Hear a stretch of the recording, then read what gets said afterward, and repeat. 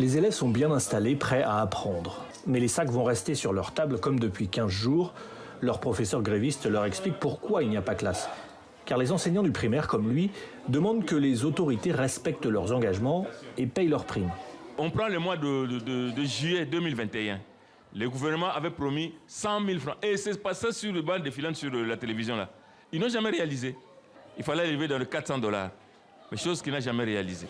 Dans la cour, les enfants patientent, mais commencent à trouver le temps long et s'inquiètent.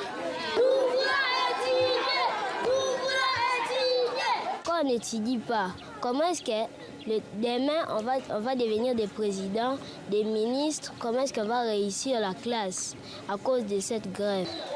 Les rêves ne sont pas encore brisés, mais le temps presse pour obtenir un enseignement de qualité. Certains parents, forcés de garder leurs enfants, accusent les autorités de négliger les écoliers.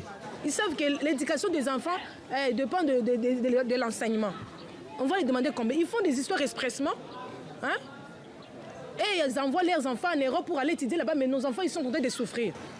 Le gouvernement communique pourtant sur la gratuité de l'enseignement dans le primaire, une mesure phare du président Tshisekedi.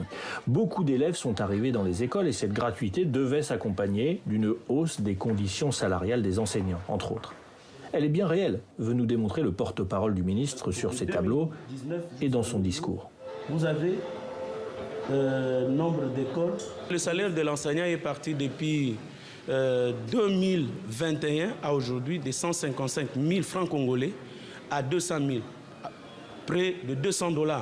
On peut dire que c'est peu, mais il faut reconnaître qu'ils étaient où, qu'on était où et on est où.